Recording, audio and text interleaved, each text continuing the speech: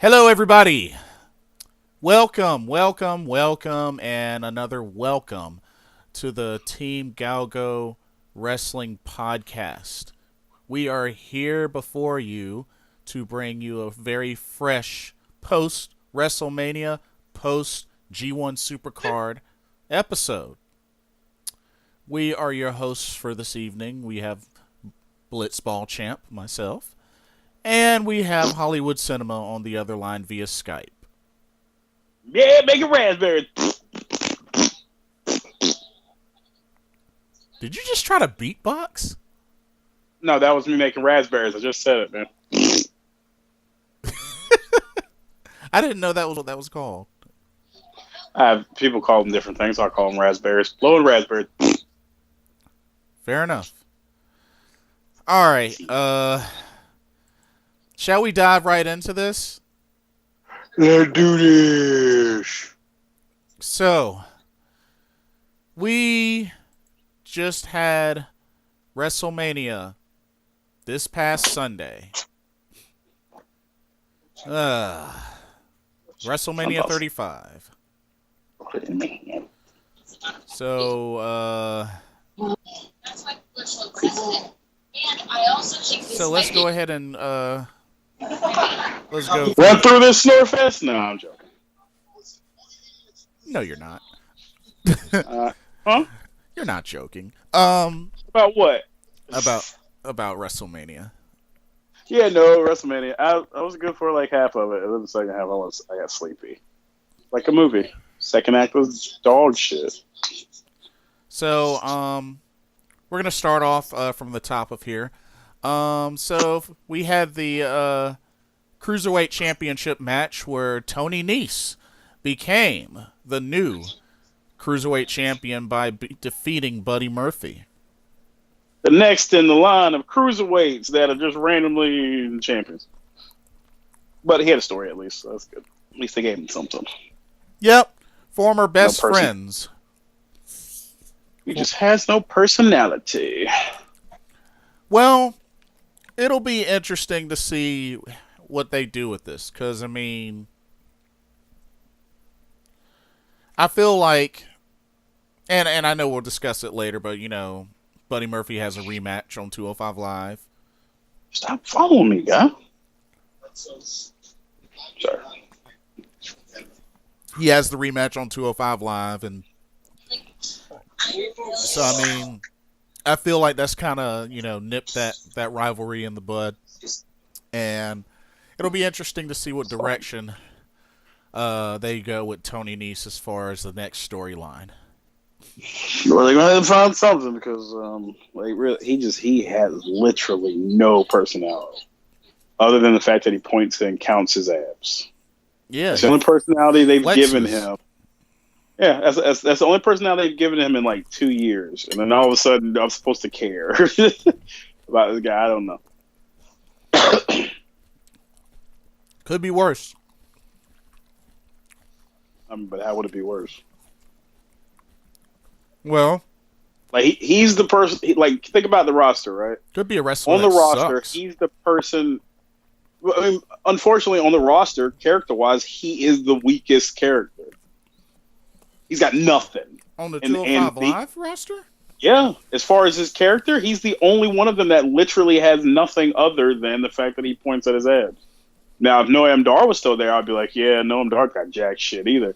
But yeah, he's got nothing. Everybody else has a thing, or at least a personality. It is odd. It's funny you say that because it'll bring me to my next point of that. And going, I guess since we're on the subject and we're talking about the Cruiserweight Championship and sort of kind of 205 Live, what did you think about Jack Gallagher's attack on Gulak? They don't, like, I will say this about them. They do that a lot. There's a lot of pairings and a lot of breakups for just random reasons. Because that was very random. I'm assuming it's because he ended up like interfering in the match and costing him the match. or something like that. But yeah, they're gonna explain it. But I don't know. It's something that 205 Live does that I try not to notice it, but the more they do it, the more I'm just like, okay, you guys have like it reminds me of remember WWE Raw versus SmackDown like 2005 when they still had the GM mode and you could do like the shows and you had to buy the different contracts for writers. They all had like the same kind of stories. I feel like now we're getting that. We're getting those. Oh, those are my favorite shoes. That's what we're getting now with Triple H's. Even NXT is a little bit. NXT just. I won't lump NXT in there, but there's just a certain ABC to everything where it's just like I just don't like 205 Live starting to lose me now. Where I don't find it to be like a necessary watch. Because they're other than like Oni Lockerin and Cedric Alexander, that's about it. So once again, I guess you kind of feel the same way with Tony Nese. You don't feel like he can lead the cruiserweight division. Huh? I was saying, so do you at least kind of feel the same way I do about Tony Nese as far as not really being confident that he can lead the cruiserweight division? No, I mean, I'll just say this. 205 Live is a weird animal. You don't have to be the best anything to be that champion, as we've seen with Enzo. Well, he was the best talker. Yeah. But that's a show that it just kind of exists. I don't know. It's a weird program. It just kind of exists, and it's like, yeah, nothing really matters in here because most of these matches are just matches with either personal grudges or nothing. Because there are no other championships, so there's not like a division kind of thing. It's just a one thing you're going towards. So if it's busy, you're busy. Yeah, I guess. It's just it feels a little hollow. I don't know. The only problem with with that kind of show with only the one championship, it just goes to highlight the nature of the programming and the fact that it is scripted. So I'm just like, well, what other stories are supposed to matter? And then if they don't have any kind of story to them, why are they happening? Because there's only but so many people, and your roster is small. Because you guys have all been through each other already like a million times, and I'm starting to get sick of combinations. I mean, and that's why I feel like I'm ready for another Cruiserweight Classic. And you got to also remember, 205 Live is like, what, between 45 minutes to an hour? Yeah. And what's the most matches that we'll see on there? Like on a good night, maybe like what, 3? Yeah. So, I mean, I don't know. It's just something. NXT is the same amount of time, and they get stuff done. True. That's what I'm saying. So it's like, maybe throwing in another title into the mix will really help 205 Live. Either that or sign some more people. I mean, spice up. It'll just make it. I don't know. It'll do something. Because the only other thing that I could think of, which I know that that I did with my side of the WWE 2K game, is to allow even all the cruiserweights from Raw that you usually don't see on 205 Live. Like Finn Balor, like let's see, what, Finn Balor. Yeah. You know what I'm trying to say. Yeah, I'm trying to think of others, but it's just not coming to me. They're just not. Yeah. Wow, that's sad. But yeah, you know what I mean, though. Mm-hmm. So, I don't know. We'll have to see what happens going forward. But we have a new Make 205 Live great again. Yeah. But we have a new cruiserweight champion in Tony Nese. We also had the second annual Women's Battle Royal at Wrestlemania, which the Princess of Staten Island, Carmella, won. Not who I thought was going to win. Or who should have won. And Asuka not only lost, but she got thrown out by Sarah Logan. Yeah. which she should have then won if that was going to be the case. It was cool that Kairi Sane was in it. Saw that, and I mean, had Lana was in there. Even had Maria Kanellis in there. Had Nikki Cross was in there. So I mean, Ember Moon was in there. So I mean, Yeah. I hope that's a good sign that maybe she's back. She's back. And then she was then not used on Monday Night Raw or SmackDown. Yeah, which was either was it any other woman other than Lacey Evans and Becky Lynch. Those are the only two women. Oh well, I'm sorry. Becky Lynch, Lacey Evans, Alexa Bliss, and Bayley were the only women featured. Which Lacey Evans wasn't even in this battle royal. No. Which she had to rest up. She had to rest up, right? Yeah. We also had Candice LeRae and Zelina Vega in there as well. They were also not featured. Well, she was on NXT. She had a match on NXT, so it was good for her. Dana Brooke as well. She had a promo on Monday Night Raw for some reason. Really odd. She had odd diction. She's very sure to enunciate everything. It was very odd. But I feel like it was interesting. It came down to Sarah Logan, Sonya Deville, and originally Asuka, even though she got eliminated by Sarah Logan, and apparently Carmella never was officially eliminated. So. Yep, she still got the heel win, but got to be a good guy while doing it because that was something she would do as a heel, and she's still doing it, but she's not getting booed for it. That makes no sense. Oh, and she had the opportunity for a dance break afterwards. Yeah, and also, see, I'm trying to add as much stuff in so we can make this quick. Also, she showed up later in the show for a dance break that was pointless and awkward. Oh yeah, with R-Truth. But I mean, at the end of the day, I mean, it was disappointing. I was hoping Asuka would get some sort of redemption, but even if she did, wouldn't have mattered because this battle royal really doesn't mean anything. Because I really don't see Carmella getting anything out of this. So. No, it was pointless. It was.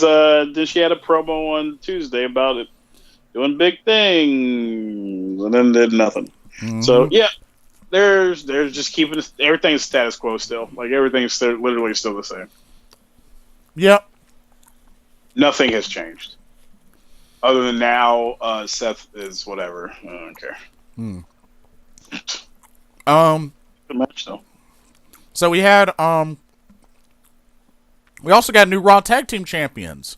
Zack Ryder, Kurt Hawkins, Zack Ryder. Zack Ryder and Kurt Hawkins defeated the Revival. Decent match, nothing special. For a team that's lost so much, they get a big win on the grandest stage of them all. Funny thing is, the Revival are also a team that has lost so much, yet lost once again. It's funny how that thing works. Doesn't matter though. It doesn't matter anymore. Yeah. Poor Revival. So I'm sick of complaining about it because obviously they don't have a problem with it because they're still there. So I'm not complaining about any of that shit anymore. As long as these wrestlers are still with this company and they're not saying anything, they're just letting they have to be the ones to tell me they don't like it. Otherwise, I'm gonna assume that they're down with it. Well, what about the club though? The club wants out.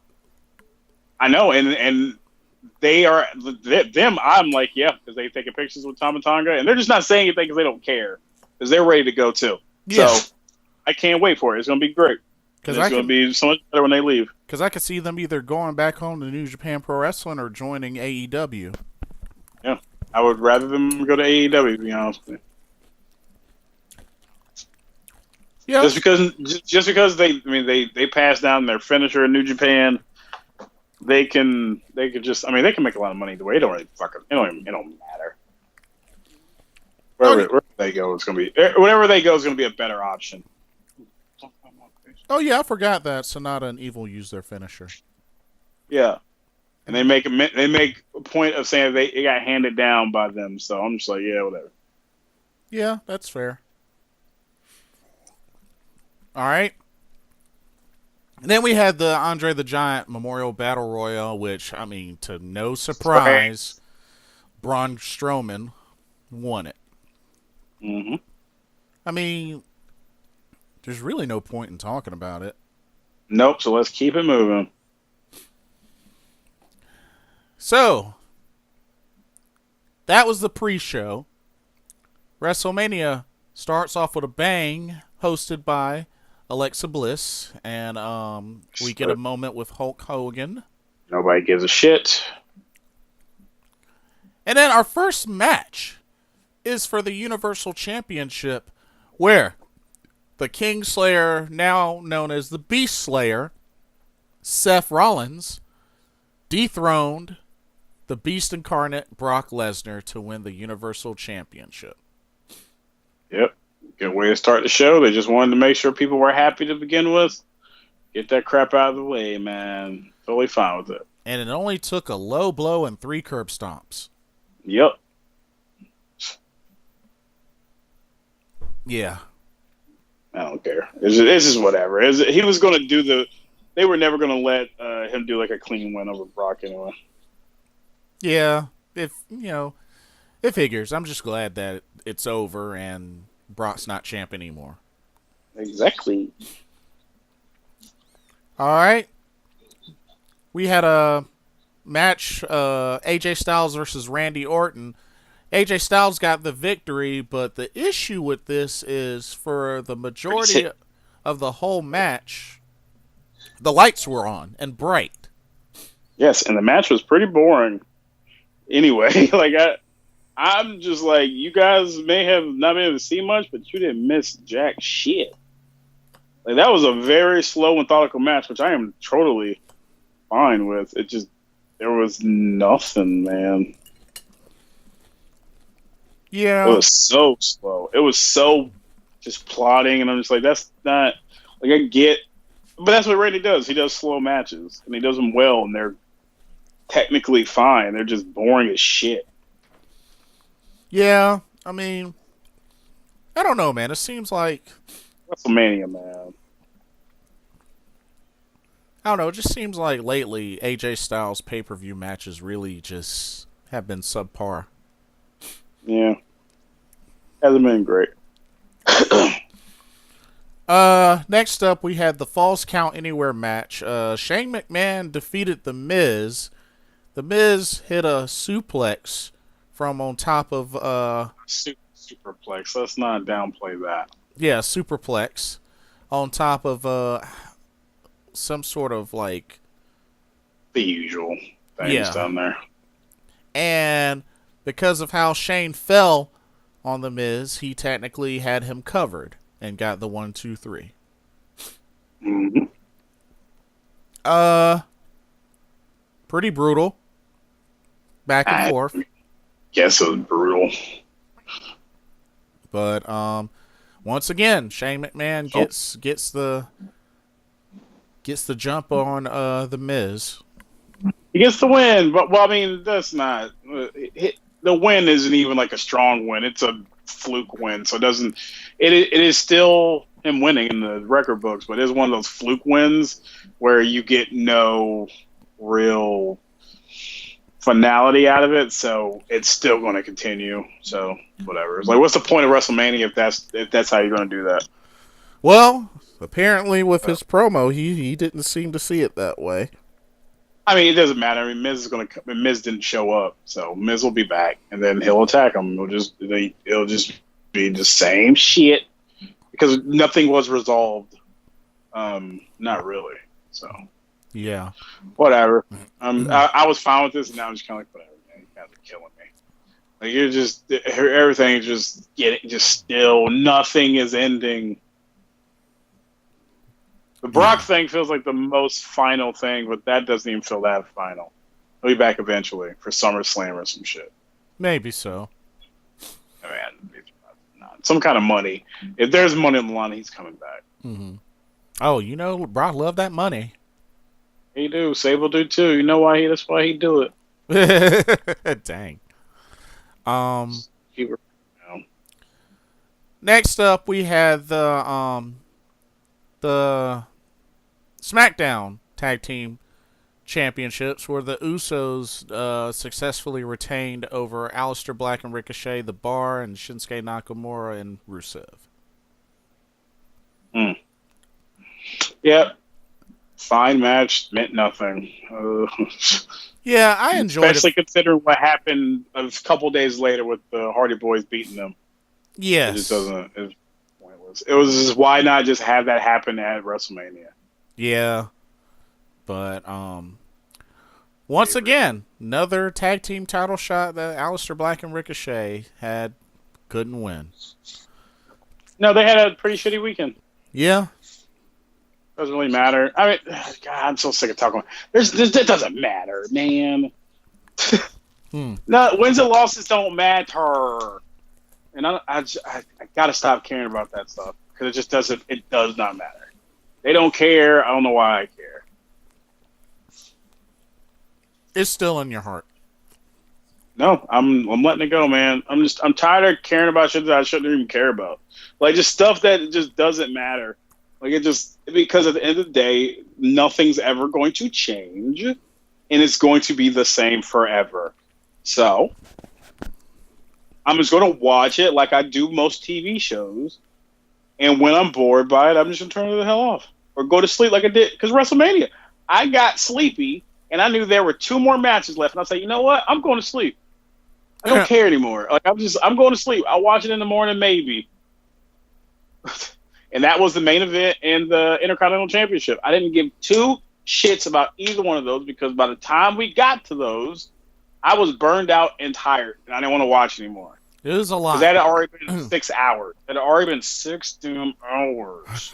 So when we hadn't even got to the damn thing because the show's fucking forever. When you get to the WWE Championship match, I was done. I could have been done. The show could have been over. You could have had a whole nother day to do more. You could have did a whole nother show another day. That'd have been fine. Please get out of my face, dog. I'd have been fine, right? The fact that I had another 4 hours left, nah, man. I got annoyed. We got to work. I'm still annoyed. We got to work on your endurance. No, here's the thing. I'm sick of making myself endure bullshit because that is the problem. That is why they give me the product that I get is because we're conditioned to fight through it. I'm done. Like people don't do that for anything else. Why is this special? It's not. That's the thing. They know we're stupid. And they're banking on it. I'm sick of. I'm totally sick of it. I refuse to just be a lemming, just sitting there as they just shove shit down my face. I'm gonna say no. I'm good. Like I'm gonna move on to other entertainment. There are too many forms of entertainment around for me to waste time on shit that don't matter. Just full point blank, man. I'm sick. I'm no more. I stopped it. I stopped the cycle now. Nope. Mm-hmm. What you want to do? What you mean? Are we gonna keep going? Oh yeah, I mean like watching the shows, man. What are you talking about? Let's get the show. Let's get. But I'm talking about in general, watching these shitty ass shows. Oh man, I watch this shit, but I'm talking about going on in the future. Shit, like Monday, because I'm actually that's why I've been talking about all this stuff because this WWE stuff is way too much. If Superstar Shakeup is dog shit from the get go, I'm out. I'm not watching Tuesday if it's dog shit. Like I'm just, yeah. I can watch a movie. I can watch entertainment that I know is going to be good.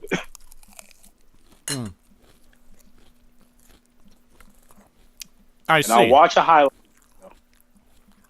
WWE can suck it, man. Superstar shakeup No, is your last hope, right? yeah, because things need to change. AJ needs to take his ass to Raw. Like, just things need to switch up. I'm sick of the same shit. Randy needs to go someplace else. If I see Randy Orton, AJ Styles, shit, I'll say Rey Mysterio. Certain people better not be on SmackDown, and certain people better not be on Raw after Monday and Tuesday. Because I will tell you this is the worst time to be a WWE fan right now. This shit is trash. Well, it's like I said before. I was not one feud. All this shit's trash. I wasn't banking on WrestleMania being great after all No, it was a lot not. of what's happened. I will say the pacing of it up until the WWE match was better than G1 Supercard. And G1 Supercard felt like it took forever at a certain point. Yeah. But that was just because things got a little crazy. But the second half of WrestleMania could be tossed in the friggin' trash. It could 100% be tossed in the trash because the crowd didn't give a shit, and the crowd didn't even respond to the main event like you expected them to because their ass was tired. Yeah. Well, you ruined it. Also they overbooked things, but hey, it's equality is them ruining the women's main event just like they ruin every men's main event. So, hey, equality, man. They ruined your big moment by it being a dog shit ass match and a stupid ass story that just got convoluted and dumb. Well, we will get to that in a second. Oh my! This is so next up, we had the women's tag team championship match, which the Iconics. Yay! Still a good show. Became the new women's tag team champions. They're good at character. Women's championship don't mean shit because there's like 4 tag teams. Yeah, so hopefully we get them to help prop it up. Well, it's like I said before, definitely need more tag teams, which I hope that kind of sort of, gets at least a little bit addressed through the Superstar shakeup, because I do have a feeling that the Sky Pirates will debut on the main roster. But honestly, like I said, it'd be really interesting to see what kind of story / title reign the Iconics have, because I am really not convinced that despite being a legit tag team, that they can, be both great on the mic and formidable. I'm just not convinced. Oh my God, Jason!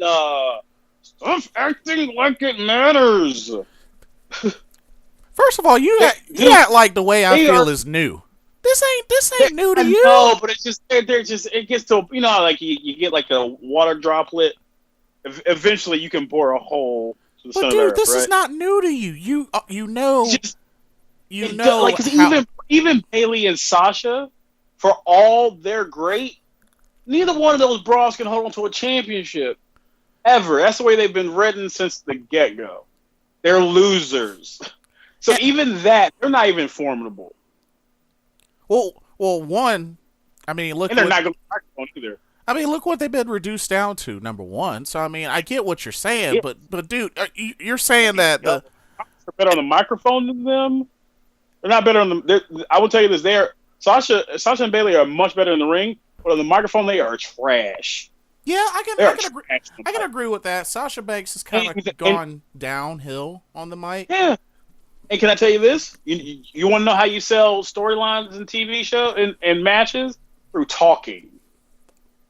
Had you been excited for any single match that those two had, that Sasha and Bayley had, I guarantee you no. Because I didn't give a shit. I didn't give 2 shits about any of those matches. You know why? It didn't matter.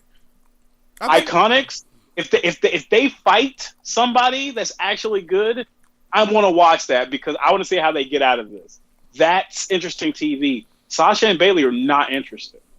And that's through all writing and through creative in general, and the fact that their characters are pretty shit and they don't seem to buy it anymore. You can kind of see it on them.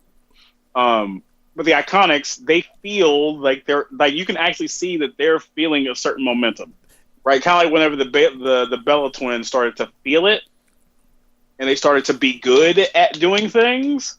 That's what happens, man. Same thing with Trish. Same things with a lot of these girls. They had to be good on the microphone and get their character first, so that they can then worry about the other shit later. I understand that, especially with the characters with the Iconics, which they have done well at.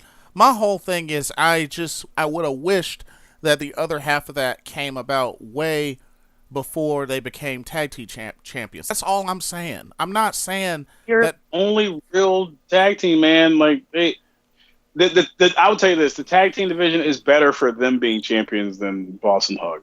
but you just said so earlier. There's only like what 4 tag teams and like maybe what one like maybe 2 legit. Here's the thing. Here's the thing. There's a lot of girls in that roster. All you have to do is tell a story where these girls team up and decide to be tag team partners. That has happened in the history of male wrestling forever. It can happen. It's not even that hard. You just put them together and have a reason and have a similarity or some kind of story behind it, and they're together. Doesn't matter. That's the thing. It's because their writing isn't even trying to give a reason other than the most superficial or just visual reasoning that it feels like, who gives a shit? But, okay, Sky Pirates versus Sasha and Bailey, all fine and good. That's going to be a great match. Yes. But can I tell you? But can't tell you this. You know where the problem happens? Go for it. Do you think that? Well, now that Sasha and I would say maybe if I was to go 2 years ago when Sasha and Bailey were still prized possessions, that would have been an issue because they would have 100% beaten Sky Pirates and just killed all the momentum instantly. You can't have those two. I can understand that. It's off against each other. You can't. You can't. Not right now. Hold on. Time out. You can't have them what now? Face off against each other. You couldn't because that kills. Because you either let the champs go over, kill Sky Pirates momentum completely, and their mystique, which they did with Asuka. I guess you can just think about them, that tag team, and the way you think about Asuka. You put them up against the 4 horsewomen, the asterisks next to their names, the future Hall of Famers, for the firsts and the minis that they did, first evers, and you're killing Sky Pirates. They go against the Iconics. You know what happens? Even if they lose, it won't be clean. There will always be another reason for them to have a claim to that match, to wanting a fair match to get what they deserve, right? That keeps you coming back. That keeps somebody like you continuing to watch them do the same thing they do every damn time, have one fight the other and the other fight the other for 4 weeks until we get to a pay-per-view, right? And then you have the match. And then you just get the whole shit all over again. The Iconics cheat and they go through the whole rigmarole. We do that for 2 months, and then the third month, they got your ass coming back again to watch them finally win it. Let me ask you. But you know why I know that we're going to do that? Because we always do that, Jason. We always do that. That's a story they tell every friggin' week. Let me ask you something. When was the last time you saw the Iconics cheat to win a match? They beat Jobbers yesterday, so they didn't really need to. They cheated, not cheated, but they took advantage. Like that's like Edge. They took advantage on WrestleMania. No. Literally cheated. Cheated? I don't know. I don't really watch their matches anymore because I don't really watch SmackDown. Okay. But when's the last time they won clean? When was the last somebody who was actually established? I guess you could say. I guess you could say Naomi and Asuka, but a big part of that was because they were in their hometown. Mm-hmm. But here's the thing. I feel like that was a little janky too. That felt janky. That didn't feel like a clean win. Dude, the only thing I'm saying is this team right now is hard for me to look at as championship material. Not because of specifically. Let me explain. The only thing I'm saying is this team had a good, handful of matches on NXT. And then they came over to the main roster. Their first big hit was taking out Charlotte en route to Carmella cashing in. And then a good 90% of however number of matches that they've had, they've lost. And the thing, and here's another thing. The number, as far as the matches that they've won, like, because, I mean, they've been a heel team the whole entire time. So it's like, they're over with the crowd as far as on the mic. They do excellent on the mic. No doubt about that. They're hilarious. But my thing is, for them to get this kind of jump and to have the titles like this without any sort of, like, establishment as far as going forward. Oh God. That's what I'm on edge about. Especially. So so I'm assuming you've been on edge every time that same exact scenario has happened over the course of wrestling? No. Which is like every other year, dude? Like, what are you talking about? Dude. You're nervous? For what? Because at the end of the day, you know me well enough to know that the thing that matters to me the most is the quality of wrestling over the storyline. Watching WWE, like, let's be real about that. I just explained that to you. But here's the thing, though: WWE is not of any high quality.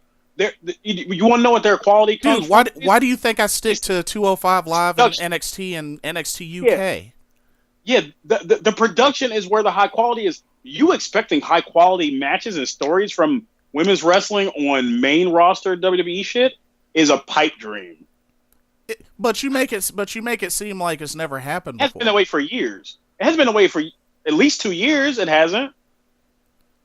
And anytime it gets hot, they extinguish it instantly by doing way too much. And I understand that, but that doesn't just take away the fact that it doesn't occasionally happen. The only thing I'm saying. But here's the thing, though: these championships have no prestige whatsoever. They mean nothing. They were just made to give other girls something to do because they have so many people. And I'm not because they earned it. It's not because of anything. It's all a business. This is not. I know they make really good video packages to make you believe these things are because they worked hard. No. This is not because anybody worked hard. This is because this is a business move. This gets more women that they can put on TV with shiny things that they can tout and sell. That it's a business first and foremost. Them not being built, they were built in the idea that they were a tag team. Just the fact that they're there is them being built. Edge didn't really get a build up before he won the Money in the Bank shit all of a sudden. Like that's what happens. It's not a thing. You don't build up everybody slow and steady. Just not the way this thing works. Totally understandable, and there's proof of that. Never going to happen that way. The Iconics, it's JBL all over again, man. People love to boo them because their voice is annoying. It's the same reason why Stephanie was the champion, other than the fact nepotism. But if Stephanie wasn't Vince's daughter, playing the character she was playing, she should have been champion anyway for at least a second. Right? So let me ask you this: it's just a better story. Let me ask you this: why are you so, like, just, I guess, gung ho about the Iconics being the champion? They're the only tag team out there that can talk on the mic. They're the only ones. Sasha and Bayley are trash. Natty and trash. Nia Jax, trash. There are barely any good women, really good promo from women. I'm sorry, but it is 100% true. Becky's good, but she still loses herself. 90% of the time, she's kind of trash at the mic. She's better on Twitter. They are the best promos as far as women go in WWE right now. Sorry. Well, they're Chris Jericho. Except they don't have the ability yet. but that comes with time, and they seem to have the desire to want to do that. Well, To expect these people to be already made by the time I get to WWE would be nice, but some people don't get the same experience in NXT that others do, and some of them don't come with the same experience. yeah, you got that right. You definitely got that right. It's just the nature of the beast, right?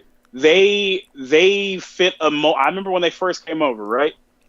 I had heard about them on the indie scene, and they weren't like hot signings. They were just girls that really, really wanted it and worked hard. Yeah. From all intents and purposes. Yeah. And they worked on all the they apparently they worked on all the promo class stuff, and obviously took it to heart and made it work. That is why they are a champion, because they can sell a fight. They can sell you on wanting to see them get their comeuppance and see them scream and run away from ass whippings. So, I guess let me ask you this: do you feel like that should be like the top? I guess right now. I guess the top priority to kind of like sell. Yes, to sell this shit. Yes, to sell this division. Absolutely. Because if you're just wanting, I'm not talking about that though. Like, you're not. I feel like you're saying that you don't think that they're good in the ring, is what you're ultimately saying. You don't think they're good enough in the ring, right? Me personally, I'm more sold on Peyton Royce. Billy Kay, not so much, to be honest with you, bro. So okay. So 50% of the tag team is fine. What does the other 50% matter? Enzo and Big Cass didn't like it. It's that's wrestling, man. They were. Peyton's going to be the star out of those two, or Billy could because she's really good on the microphone. That's the thing. Wrestling isn't real, so you can do either one really well and sell yourself and become something else and get better at something if you have a desire to. Nikki Bella, dog. That chick actually learned how to really wrestle. She wasn't great, but she still learned how to wrestle. She was solid. Yeah, same thing with Candice Michelle. Yeah, it's not like what you say earlier. Not like we haven't seen it done before. Yeah, but I don't have a legitimate reason right now to be sold on this at this particular time, and I have a right to feel that way. I get that, but what doesn't sell you on the fact that they're the only tag team that can actually talk on the microphone? I mean, I get you just want it to be Women of Honor, where they're just two chicks that don't say shit and just walk up to each other and fight, but that's not WWE. They're here to sell fights. They're here to sell storylines. Well, and there's literally no other team that can sell shit, as evidenced by the tag teams that are available right now. And they don't sell shit. And we're talking specifically tag teams. We're talking nothing else around that. No, just tag teams. Okay. I had to make sure of that because I wasn't 100% sure. Yeah, tag teams, because they're the best talkers, and I put them only below. Charlotte's not that good at talk. It's just a lot of these girls are not very good at talking on the microphone. Their promos are not good. I wish they were better. Well, actually, I wish most people's promos were better. Most people's promos are pretty shit. But I think that's mostly because of the writing, and also because these guys aren't able to, I don't know, connect with it or something. They're just, I will tell you this, the last few promos from Monday and Tuesday felt real hollow to me. It felt bad. Like they did not feel good. I got all the moments I needed from the actual matches at WrestleMania. Mm-hmm. But the aftermath just left me being like, ugh, this is really bad TV.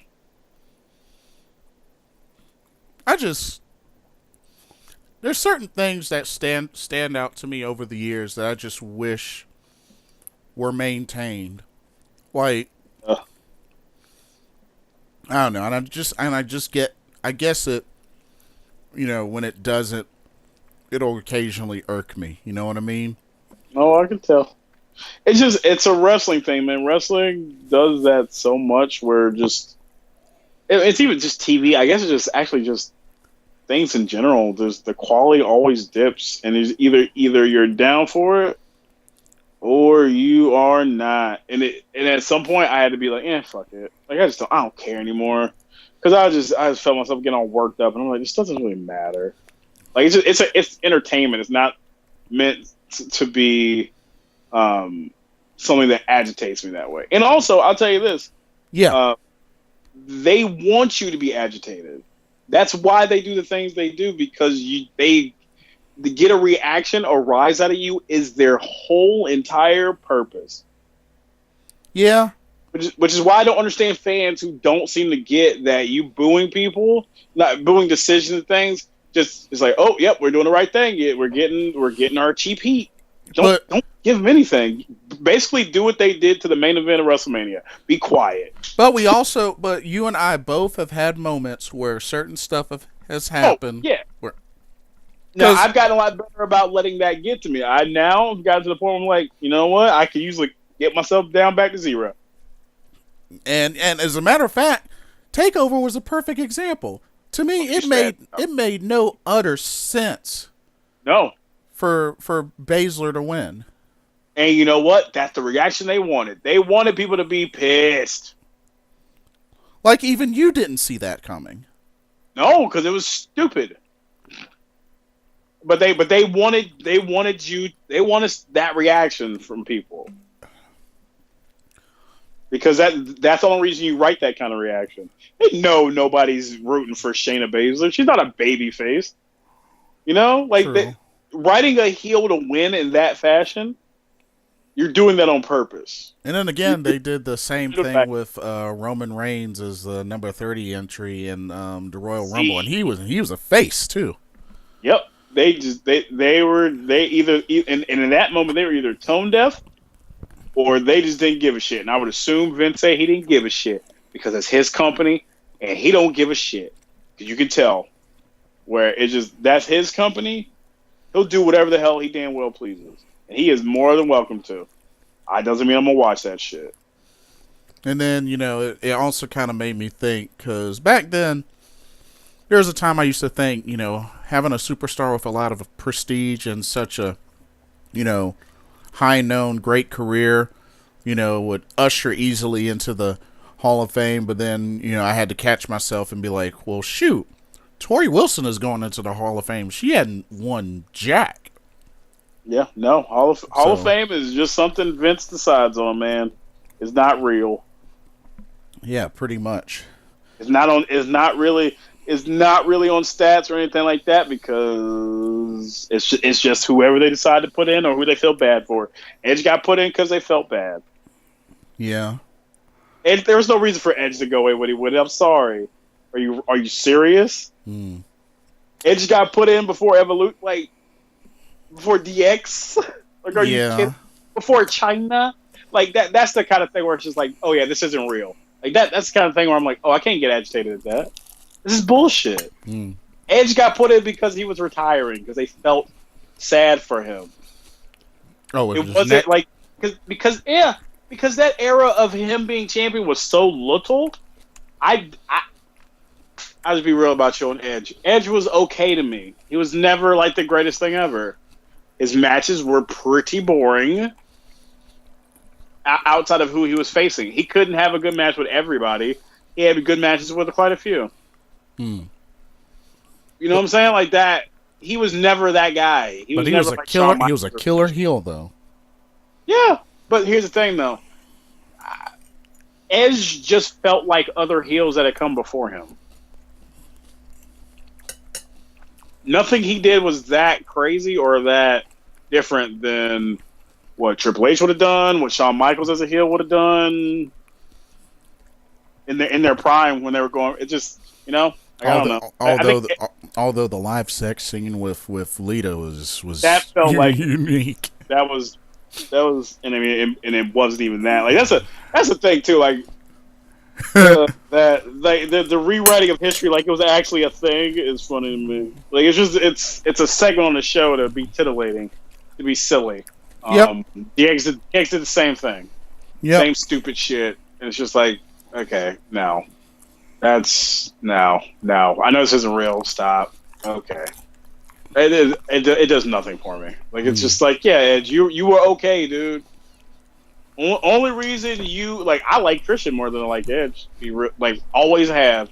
Literally have always loved Christian way more than Edge because I Edge, other than the fact that he was given a lot of championship reigns, and most of them in losing in a Sasha Banks type fashion to John Cena over and over. Christian never over meant Edge. anything. Like, you know, like I always like Christian over Edge. It's like I always like Matt over Jeff.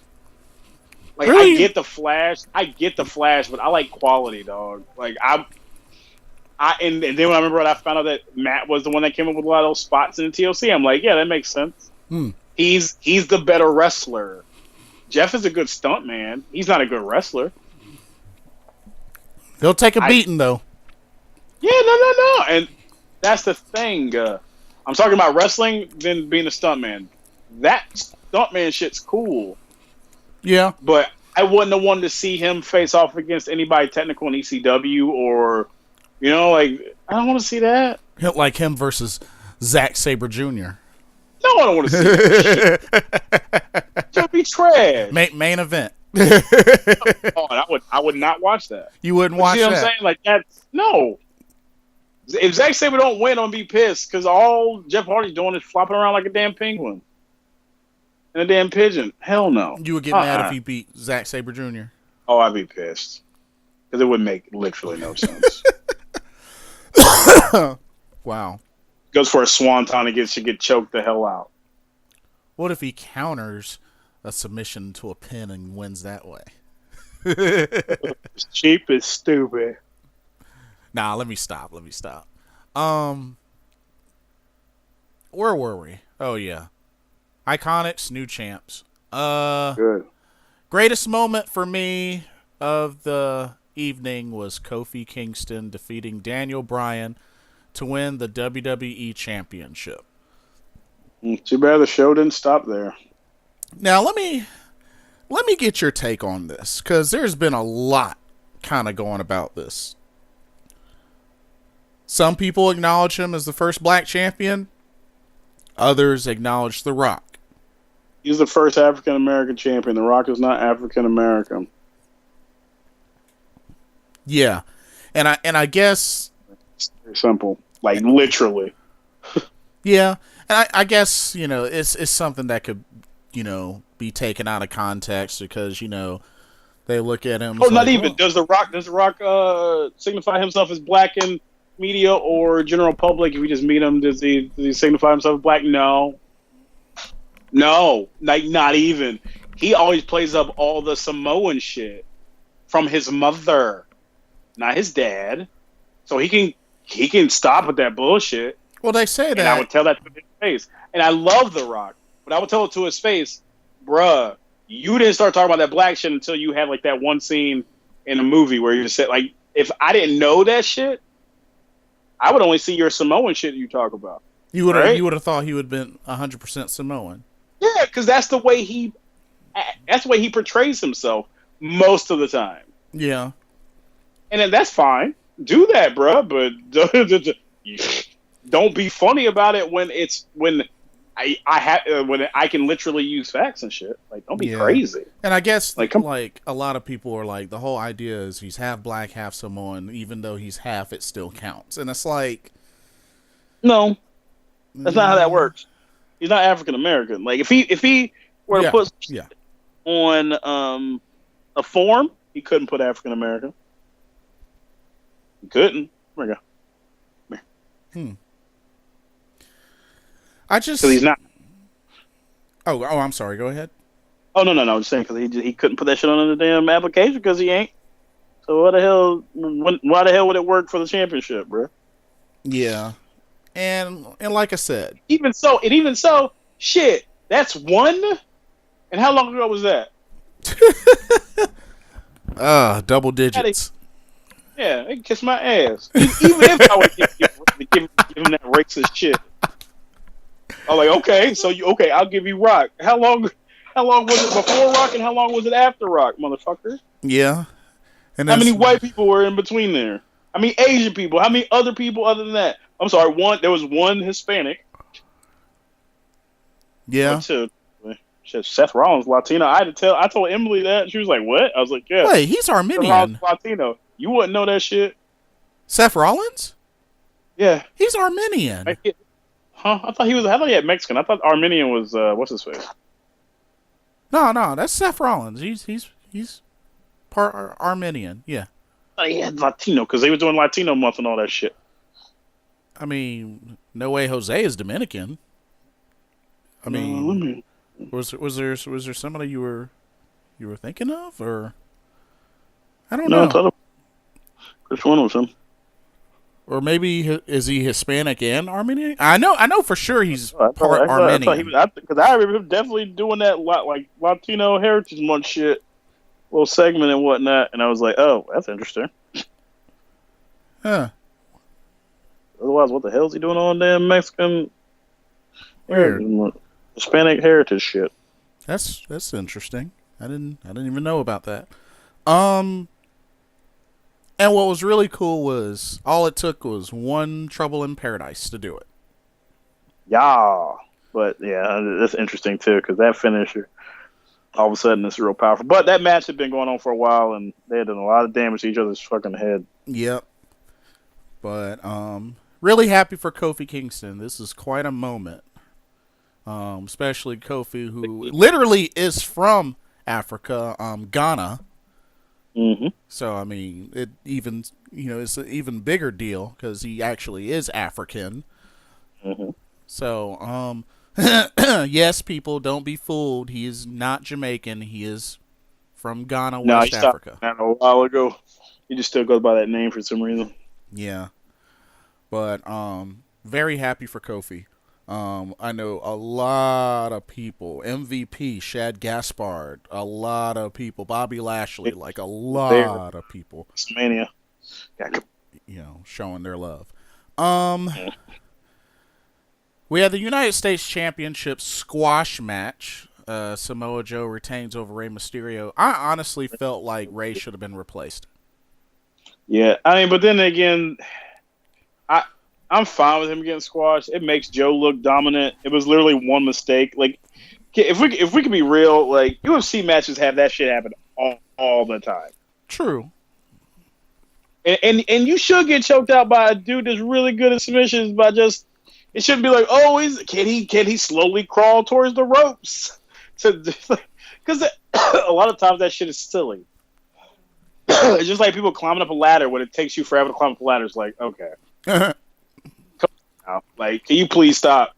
This shit is boring. Like, this match is already a million years long, but you got enough power to do a crazy from the ring to the floor back spring, handspring, which you can't climb up a damn ladder. Kiss my ass. But it's just stuff like that is annoys me. So I'm kind of glad they let a match end, just like when they did with Brock Lesnar and Randy Orton, where it's just like, oh shit, stoppage from the guy cuts on his head and shit. I love it.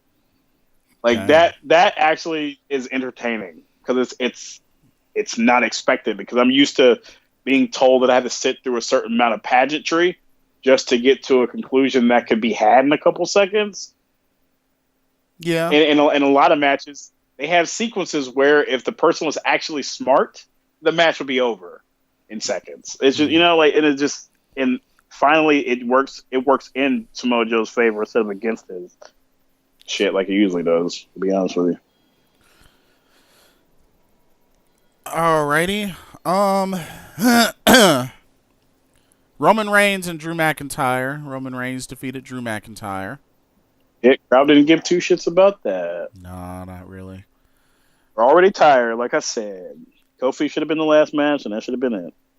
Because I was bored. The Doctor of Thugonomics returns to interrupt Elias and attack super odd, him. man. He is 100% the Yankees now. He is like CM Punk. CM Punk's words are very true. You become the franchise that you hate. You become the Yankees. He's not even a Yankees fan. He hates the Yankees because he's a Red Sox fan. But he's a corporate shill, so he comes out there for that dumb shit. Yeah, that's true. I don't know. Okay, can I tell you this? Sure. You mean to tell me John Cena couldn't push to be Kurt Angle's final opponent?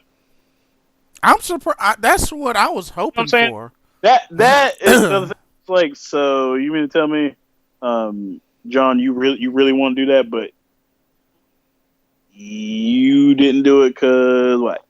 Because you didn't want to, or because they told you couldn't? I was like, I don't feel like they would tell you that you couldn't face you couldn't face Kurt Angle if you actually wanted to. But whatever. But yeah, just I don't know. It's all weird. It's very weird. It's trash.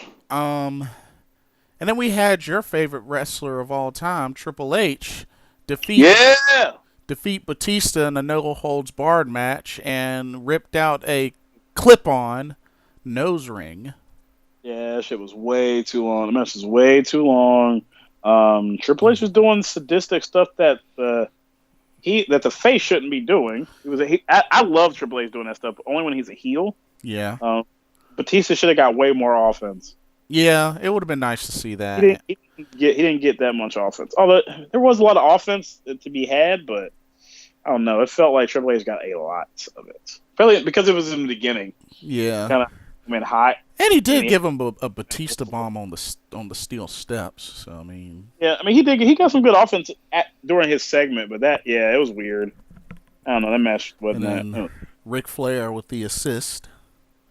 Yeah, I kind of wish I didn't have to have Triple H. Triple H, okay, so I get people give Triple H shit, but if you think about it, that dude, just like Ric Flair, a lot of matches that he won were because of shenanigans. Oh, yeah, of course, definitely. And he doesn't mind it because he's a heel. He understands. Yeah. That's what heels do. Yeah. And I like that. I like the fact that he gets it. But then again, Ric Flair is his favorite. Yeah. So it makes sense that he understands the idea of a heel. Dirtiest player in the game. Is to, do nefarious things to get wins. Because if you're not cheating, you're not trying. Yeah. We are still talking about damn WrestleMania. Yeah, and part of it is your fault. Because I just want to be over with. All right. Baron Corbin defeated Kurt. Nobody cares. Let's go. Demon Finn Balor, got the Intercontinental Championship back against Bobby Lashley. That right there, I was hoping was going to be a squash match, but it was Ray and Joe. So, yeah. Yeah, it was trash. Move along. And then the main event was Becky Lynch becoming a double champion by winning the Raw and SmackDown Women's Championships in a triple threat against Ronda Rousey and Charlotte Flair. She got the supposedly questionable pin on Ronda Rousey, which supposedly. It was incredibly botched. Yeah. Her not even on the mat. So if you they don't even show it in the promo. They don't even they literally blacked the screen out. Yeah, they did. And so originally, according to Dave Meltzer, Becky was supposed to submit Ronda Rousey. But apparently she had suffered a broken hand. I don't know if it was. I heard that was true. Well, I heard that her hand's not broken. That they said that her tapping to that kind of killed her momentum. So she should not have been. That it got changed to her being pinned the day of. Like it was supposed to be her being submitted, and it got changed because. Well, the rumor is that it was Ronda's husband who said it didn't really make sense. Since she didn't really tap in judo or UFC. Oh, so it wasn't from a broken. Oh, okay. No, that was all bullshit. Yeah, which I knew that was a rumor in the first place. I just figured maybe folks had factored that in as to why we had a crappy finish. They fucked it up. But if anything, we saw Becky pin Ronda. Well. Botched pin Ronda. Yeah. And didn't even mention that. Not even a cheeky little smile, no nothing. I was kind of hoping she was going to be cheeky about it. But nothing. There's no telling when she's coming back because I think this was the way to kind of take Ronda out because I think she's going to be taking some time away because I think she wants children. Good riddance. Who cares? I don't. So, and Charlotte had that long entrance with the helicopter. Which was kind of neat, I guess. Can't say this though. that entrance was in 2 parts. Yep, it was. And I was just like, hold up, did Ronda come out during her entrance? Okay. It was very weird. Oh my god, I was sick of talking about WrestleMania. And Joan Jett. I just had to throw that in there. Joan Jett. Yeah, I guess. Alright, bro. Alright, settle down. We're done. Second half of the show was trash, man. Main events for WrestleManias are 90% trash now. I stopped caring about them a long time ago. So we had 1, 2, 3, 4, 5, 6, 7 title changes. And things still feel the exact same. Woohoo! I don't even remember the last time that's happened. Man. Nothing changed. And then same old. Oh, what's up? Oh no, I'm saying it's still the same old shit. Oh yeah. And then we had the shows after WrestleMania, which they were garbage. So they were not. So Kofi wanted a winner takes all match with Seth Rollins. They were having their match, got interrupted by the Bar of all people. Yep, and the reason they gave was stupid. Yeah. Kurt Angle came out, him and Baron Corbin had a moment, attacked Baron Corbin, and then out of nowhere, Lars Sullivan comes in and attacks Kurt Angle. Yep, that was stupid. Him a freak accident.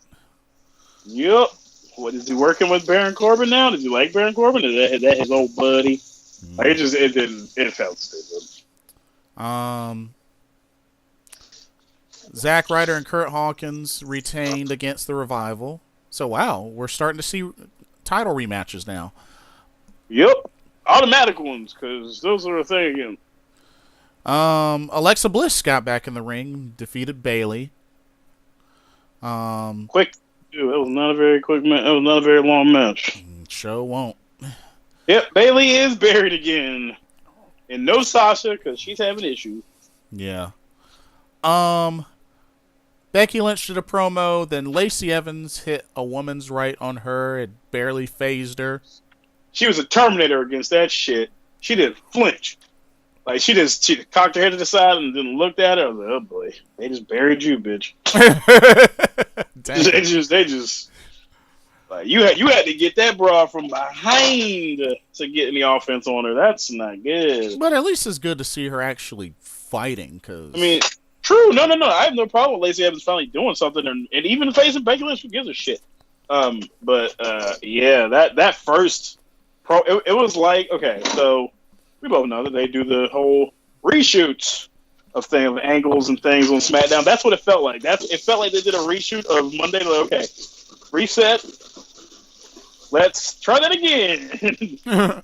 Let's actually have you go down, Becky. Let's not have you just stand there and look at her like she's stupid and then whoop her ass. And you guys just fight for no reason, looking like you're just fighting over who's going to stay in here in line longer. That shit was dumb Monday. But Tuesday made it a little better. At least she attacks her. As you see, I'm trying to mention both shows at one time. So, yeah. Because, oh boy, it's going to be a long one. Yep. And I am trying to mitigate some of that bullshit. So, yeah, it was just trash. It was whatever. I'm glad she's doing something. But, yeah, just the way they did it was real stupid. Yeah. Aleister Black and Ricochet busy as usual. Got a victory over Bobby Roode and Chad Gable. Yeah. Wrong. Did they do anything on SmackDown? Can't remember. I feel like they would have had to be because they're on every damn show. No, they actually weren't. Oh, never mind. Yes, they were. Let's say they're on every show, man. They were in a 6-man with Ali versus Andrade, Shinsuke, and yes, because SmackDown was Teddy Long's wet dream. It was all just a bunch of damn tag matches. That's all SmackDown was a bunch of tag matches. But continuing on,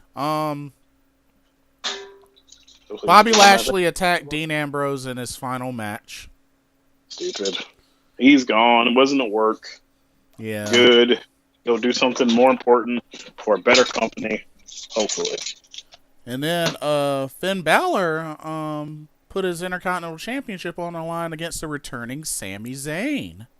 Yeah, Sami Zayn cut a promo at the end, and he also cut a promo on Tuesday, but he didn't really say anything. Yep, so see some hell. Pretty much Sami Zayn is Daniel Bryan 2.0, but I actually like it because he's actually making some dead-on good points. I mean, that's what Daniel Bryan makes good points, too. You know, like, let's not be crazy. Yeah. Daniel Bryan makes the same points. They're just about the environment. Yeah, pretty much. In our shittiness. He's just talking about the shittiness in general. It's just, yeah. It's just another thing with like, oh, yeah, they hate us. No, we're pretty shitty. They still need to change his entrance music. They should change a lot of people's damn entrance music. Yeah. But you're supposed to get new entrance music when you have different phases of your career, but they refuse to do that shit now. Yeah, they're being lazy. It's like they've forgotten everything. Elias got confronted, chokeslam, and tombstoned by The Undertaker. For what reason? Who gives a shit? He's been calling him out, though. It was very random. It could have just happened at damn WrestleMania. Yeah, it really should have. It could have just saved me time on Monday Night Raw, because it was whatever. I'm over it. Yeah. And of course we know what happened with the main event. Seth and Kofi ruined. They teamed up, beat the Bar. Yep, nobody cares. It's stupid. I'm getting sick of that shit. So, X-Nay goes Raw. SmackDown. SmackDown. Surprisingly, Drew McIntyre teamed with the Bar to crash Kofi Kingston's celebration. Yeah, they still lost. And yeah, they still lost. To the New Day. When I saw that Drew McIntyre, I was like, "Oh, see, Jason, be careful what you wish for, man. Yeah, be careful what you wish for." I still love Drew McIntyre. And then we had the 6-man, where Ali, which I don't know why he's just Ali now. Ricochet and every friggin' week. Aleister Black defeated Andrade, Shinsuke Nakamura, and Rusev. Yep, another multi-man. Braun Strowman stepped up to Samoa Joe. Yeah, I don't really understand that, but that part I was like, that I was not a fan of. But and then, whatever. It kind of made the point of making him look strong at WrestleMania kind of pointless. Yeah, pretty much. But fuck them. They don't know what they're doing. And then we have the Iconics defeat the Brooklyn Bells. They put the titles on the line.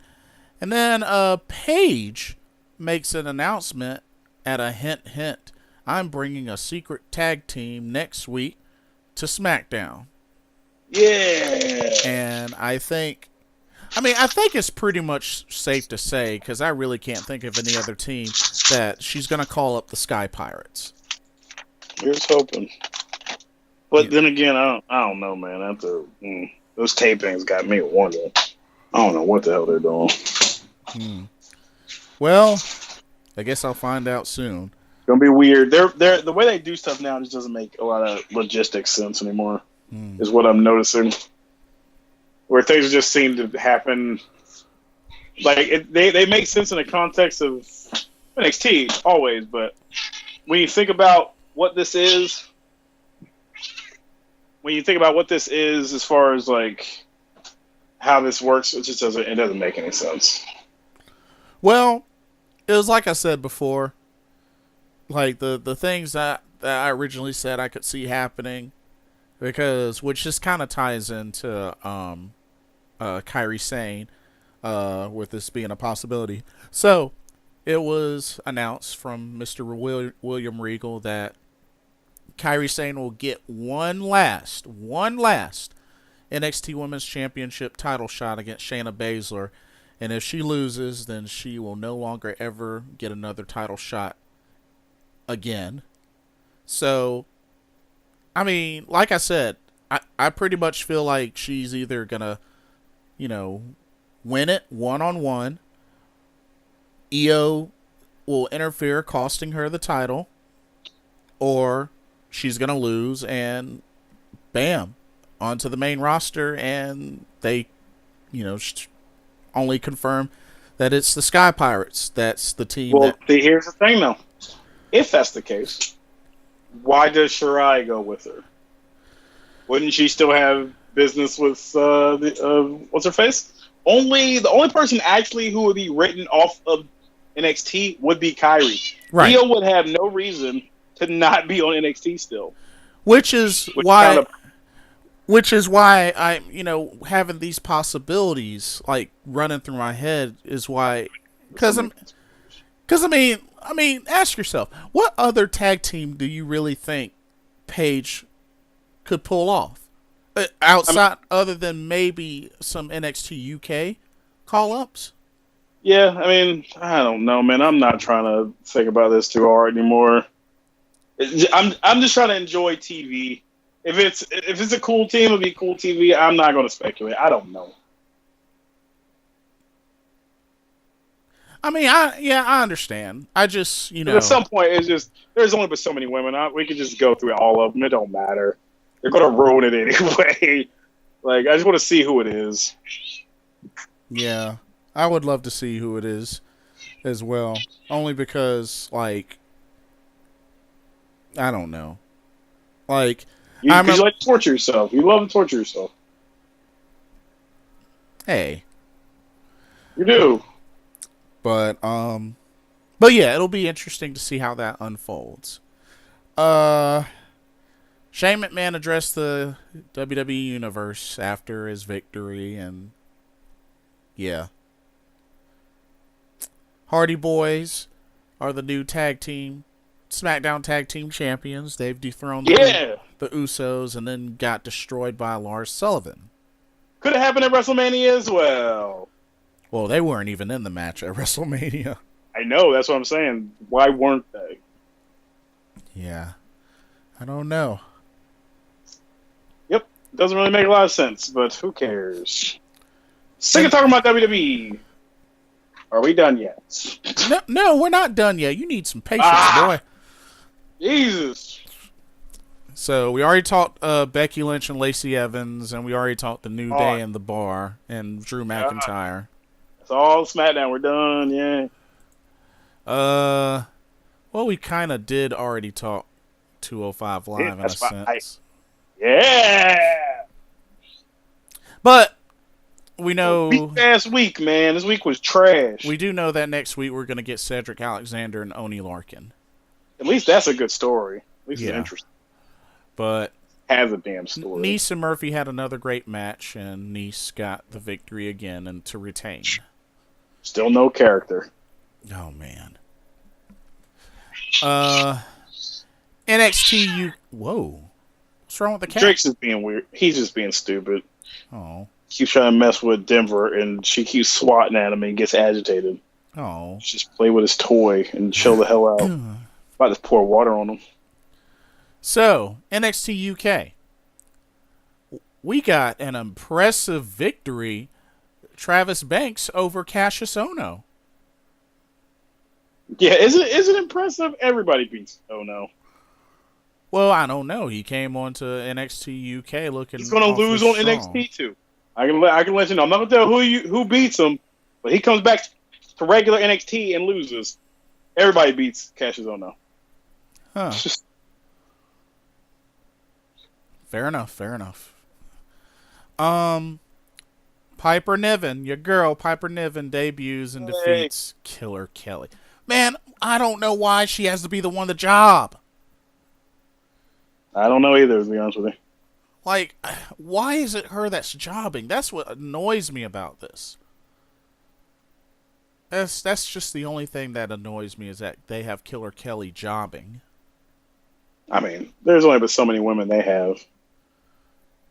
Yeah, but I don't feel like she should be the one to be jobbing, though. Who else is it going to be? It could have been Nina Samuels.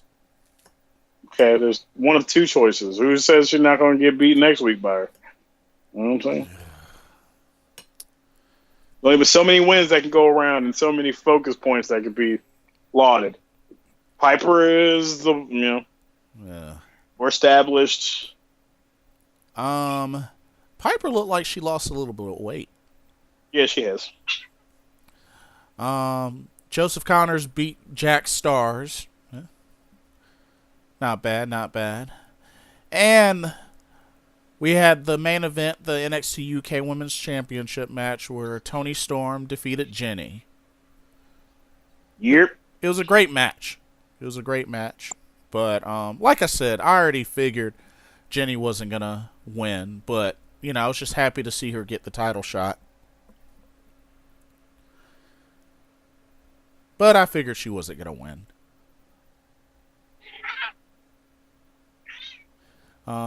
Anything else you want to add? Nope. All right. Regular NXT. We're almost done. Yay. So, we had Candice LeRae back in action. It's been a while. She beat Aaliyah in great fashion. Danny Burch lost to Jackson Riker. Forgot some sons. And then Street Profits looking very strong, defeating Fabian Eichner and Marcel Barthel. Well, just think about who they're trying to fight, and it ain't going to go well. Yeah. But, they did their thing. They did their thing. And looks like they're trying to rise back up to get another tag team title shot, take on the War Raiders. Yep. Good luck, boys. Alrighty. God, I'm telling you. And we also got to remember next week we'll finally get the rubber match between Keith Lee and Dominik Dijakovic. Do we, though? We're supposed to. Excuse me. Because I can tell you this. Bless you. Excuse me. He fought somebody else in the tapings. What? He fought somebody else in tapings. He didn't fight no Keith Lee in no tapings that were the tapings that I saw for the episode that because next week's episode is the one with the championship match, right? The match with Kairi Sane and Shayna? Yeah. Yeah. Yeah, I believe so, yeah. Yeah. Yeah. He's not faced Keith Lee. What? But it was said 2 weeks. What, did he get hurt or something? I don't know. He's facing some other dude and talks about going for the North American Championship. So they're already pushing him towards Velvet Team. So, are they not going to have the rubber match? I don't know. Wow, that's freaking lame. Watch it be something like he attacked Keith Lee in the back and now he can't compete. Probably was some backstage thing, yeah. But no, he did not face him at the tapings. Wow. It was against some jobber or some shit, and I was like, oh. That's what I was like. I thought they were really fighting, but maybe I just missed something. Guess I thought it was going to be on this week. Dang. All right. That's it for WWE. Good. Get out of this trash. Now let's on to G1 Supercard. Much better. Pacing, not so much, but better show overall. Oh, probably that final match. That final match was dog shit. So, we had the Honor Rumble, which saw legends like the Great Muta and Jushin Thunder Liger, which I thought was pretty cool. Yet it was won by Kenny King, who was never eliminated. Always running theme with Battle Royale. Yep. And he got some mist sprayed in the face for his troubles. But it was cool to see the Great Muta. I was digging his entrance gear, his mask, and I can't wait to meet him in November. Oh yeah. Next, Oh yeah, there was also the in the pre-show Oedo Tai defeating who did they defeat? It was Stella Gray, Sumi Sakai, and somebody else. It was in the pre-show. But Jenny Rose teamed up with Oedo Tai. I think teamed up with Hazuke and Kagetsu. So there was that. We had title versus title. Jeff Cobb, the ROH World Television Champion, defeated Will Ospreay, and now is the television champion and the never open weight champion.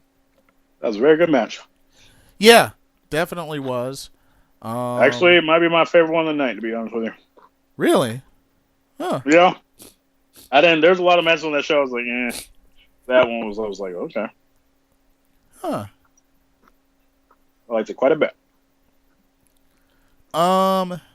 Roosh defeated Dalton Castle very, very fast. I think they said, 16 seconds? Yeah, so it was very quickly. And Dalton Castle attacked his boys. Yeah, damn near killed one of them. So, heel Dalton Castle. All right. Yeah. I can dig it. I guess so. And then we had the Women of Honor title match where Kelly Klein dethroned Mayu Iwatani to win the title back and become a 2-time Women of Honor champion. Kelly Klein. Boy, boy, boy, boy, boy, boy, boy, boy.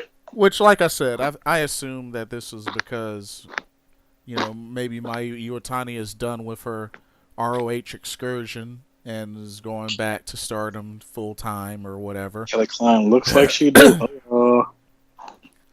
But Kelly Klein, boy. Yeah, I know you like the thickness of Kelly Klein. Oh my God, a beautiful woman. I got to meet her. Lucky. She's really nice too. I know she smells good. I bet she smells good. She's not that tall. No, she looks huge. She's just thick, that's all. I like it. No, actually, I don't like it. I love it. Shit. So, want more of it. Her and Mayu Iwatani embraced. And then, now this really got me. Then the camera pans to the walkway, and I'm like, is that the beautiful people? And yes, sure enough, it was. And then Mandy Leon, all three of them end up attacking Kelly Klein. Big old yabos. But you know what? Them things are huge. Oh yeah, Mandy Leon's always been busty since she's been in ROH. I heard her pay attention because she always had her things like bound down and roped and shit. Yeah, she's always been busty. But honestly, this stable fits. All the three of them fit together. It makes sense. So the Allure. Not really digging the name, but the stable fits. And then they can't. The Allure. They can't use My Pie Sexy because that's Impact Wrestling. Mm. Which that name was a dumb name. No, I agree. We had a New York City street fight, 6-man tag match, where Flip Gordon, Juice Robinson, and Mark Haskins defeated Silas Young, Shane Taylor, and Bully Ray.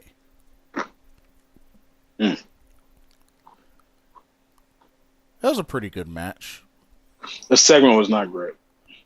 The segment, nah, but the match was all right. Yeah, I was fine with the match. Slip coming back was cool. We had got ourselves a new IWGP Junior Heavyweight Champion in Dragon Lee. He defeated Bone Soldier, Taiji Ishimori, and Bandito. that feels like it was done because Tanahashi's coming back. Not Tanahashi, but Human Time Bomb. Oh, Hiromu Takahashi. It's about that time, isn't it? I feel like that's the only reason to give Dragon Lee the belt. Yeah, I think he's about had plenty of time to recover. He's the guy who injured him. Yeah, I remember. So yeah, that makes sense. I figured by now it'd be that time. I think maybe. I heard rumblings that he was starting. That he was getting almost time for him to come back. Oh, okay. So he's about to be cleared, I guess. From what I heard, like previously. Okay. Well, that makes sense. I can't wait for him to be back. Mm. And then LIJ will be stronger than before because they'll have Shingo as well. Yeah.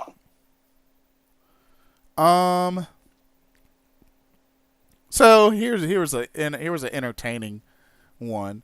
So we had a title versus title fatal 4-way 4-corner survival.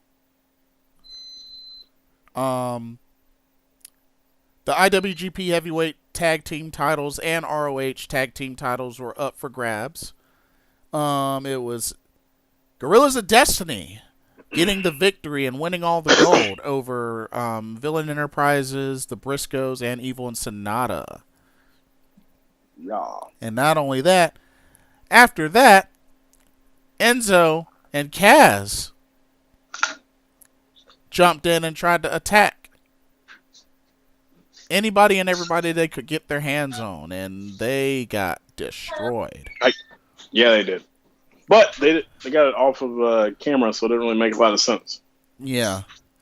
And, but dude, man, Guerrillas of Destiny, they got filthy mouths. I know that's why they're funny. Their interviews are awesome. I mean, they just trash talk like. It'll be interesting meeting them. I hope they do a meet. Ain't nobody realer than Gorillas. It'll be interesting to see how they are at a meet and greet, because those dudes are just. I love it because they curse a lot and I love it. Ain't nobody realer than Gorillas. Would you want to meet them if you had the chance? You crazy? Hell yeah! Would love to meet GOD. You'd be vibing with them, wouldn't you? Oh hell yeah! I'll be playing the theme song and everything. Ain't nobody realer than Gorillas. All about it, man. That's my shit. Best theme song in wrestling. So it looks like we're gonna be seeing them maybe more often in ROH since they're a double. I'm hoping double they champion were talking so much trash about them, as far as like their chant goes. Yeah, freaking Tama Tonga threw the ROH tag team belt across the dang on shit. Oh yeah, that shit was funny to me, boy. I loved it. And Tonga Loa just flat out like going just hardcore. It was crazy. Oh yeah. There are interesting ones because they don't bleep anything out in New Japan. And I love it. It's all the cursings. It's English and they don't fucking know. We had the British heavyweight title match, which Zack Sabre Jr. retained by Zack Sabre Jr. Just tapa. Well, that's surely what he made Hiroshi Tanahashi do. Tanahashi's trash. Hey, you better watch your mouth because I'm wearing my Tanahashi shirt for this broadcast. Fault. He's trash. He's washed. That old man's washed. He's the ace. Yeah, he ain't no ace. Ace of what? Aces don't lose that much, man. You know what? He ain't the ace of shit. He was IWGP heavyweight champion. You know something. Zack Sabre Jr.'s never won. Yeah, well, the most perfect the perfect part of that sentence you just said was former. Used to be. Yeah, and Zack Sabre Jr.'s never won that before. So you only had one shot at it. Shut up. I'm gonna get garbage Okada. But my favorite match was the IWGP Intercontinental title match where Kota Ibushi dethroned Tetsuya Naito. Favorite one, actually. But yeah, he beat Naito for the title. It was a great match back and forth. Kota Ibushi hit the Kamigoye think he hit 2 to pick up the victory. But yeah, he's I mean, there's not really a whole lot I could say about this match. It was crisp. It was good. Yeah, no, I mean, it was usually crazy like it usually is, dropping each other on their damn heads and shit.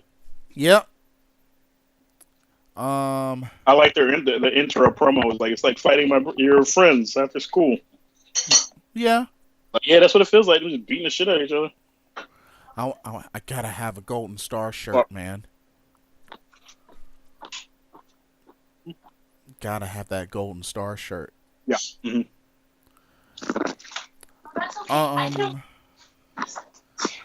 We had the ROH World Championship Triple Threat Ladder match where Matt Taven. That was a good match. Defeated Jay Lethal and the Villain to capture the title, the real ROH World Championship. Yes. So, I think this is good. The ending spot wasn't great. No, it wasn't great, but, you know, I'm happy that, you know, the title's back on a heel, you know, because Jay Lethal had quite another long reign. So I'm happy that the title's back on a heel. Yeah, so that way we can be mad every time he squeaks out a win. Yeah, I can dig that because it feels like it's been a while. Yeah, I mean, shit. Jay Lethal's had it forever again. And of course, the main event, which I was kind of surprised. So Okada gets the IWGP Heavyweight Championship back by defeating That's just whack. Jay White. That's just whack. Dang. I mean, it makes him look stupid. I don't know. I was not a fan of that. I was bummed because, you know, Jay White was really starting to be like a great monster heel and just has the attitude, the persona. What? Like, and then they just... Don't get me wrong. I like Okada, but this was kind of ridiculous. Yeah. You know, I like Okada, but this was. I feel like Jay White should have had his moment. He should have, but of course they don't care. It's all about Okada or Tanahashi. They don't give a shit about anything else. Yeah, well, he's on. You need to get your shit checked out. Yeah, it's AC. I'm not getting anything checked out. Thank you. Well, Yes. think Okada gonna have another super long reign?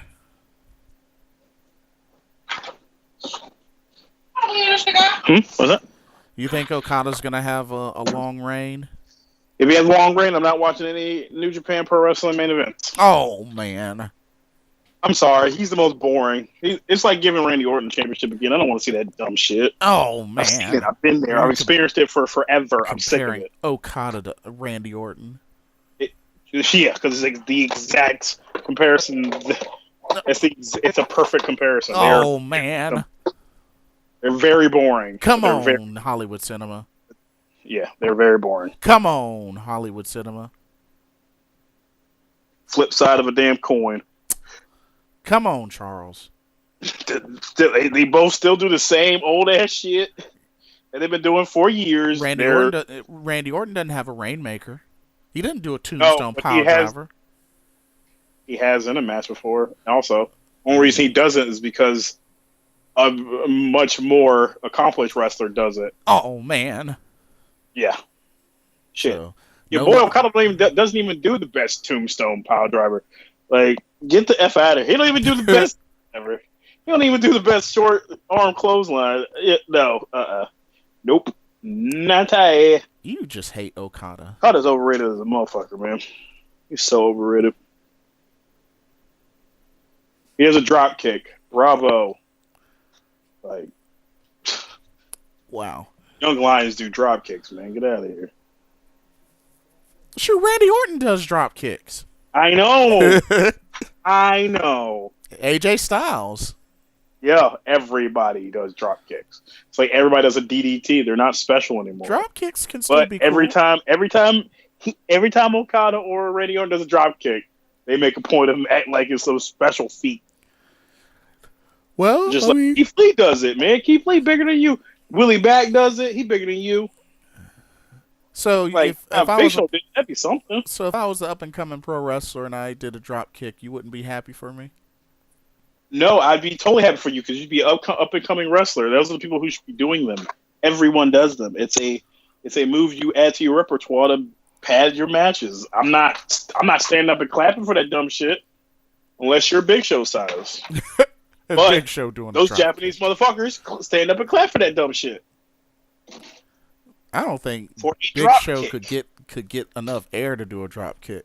I'm sure he could totally do a drop kick Maybe a low drop kick.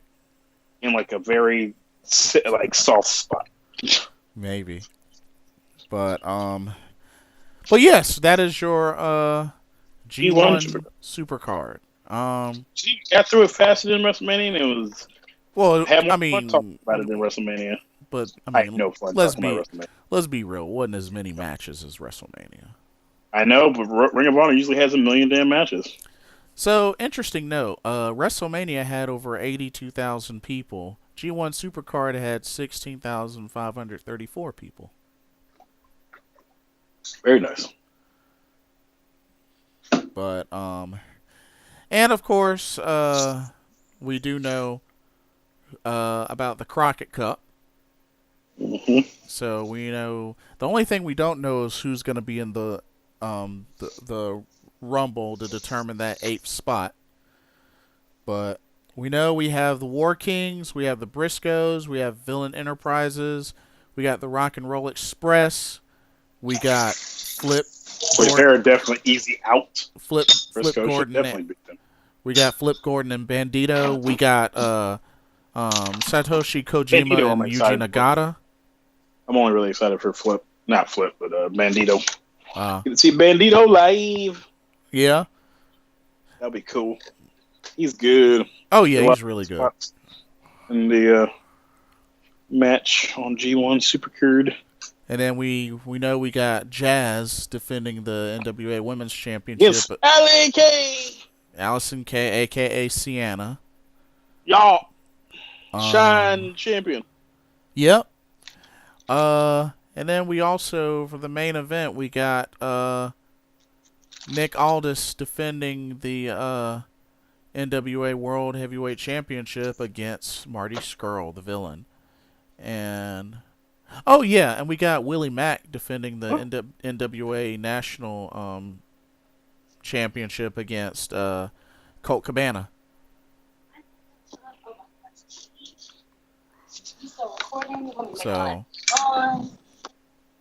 So yeah, we got quite a interesting card for the Crockett Cup.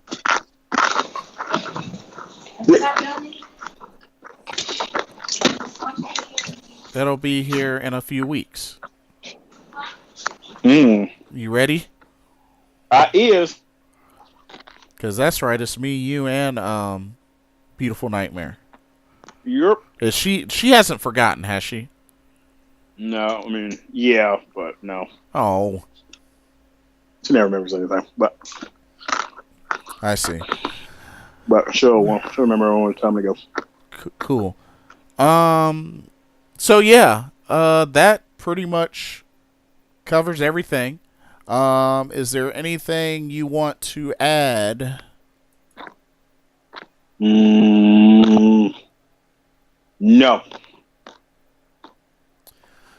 Well, only thing I can say is, excuse me, next week is the Superstar Shakeup. It better be good. Here's hoping. I hope it is good. Really do. All right, brother. It's been fun. Brother. But thank y'all so much for watching, for tuning in. For Blitzball Champ and Hollywood Cinema. This has been the Team GOWGO Wrestling Podcast. We will see y'all next week after the Superstar Shakeup. Yeah. All right. Everybody have a good night. Good night.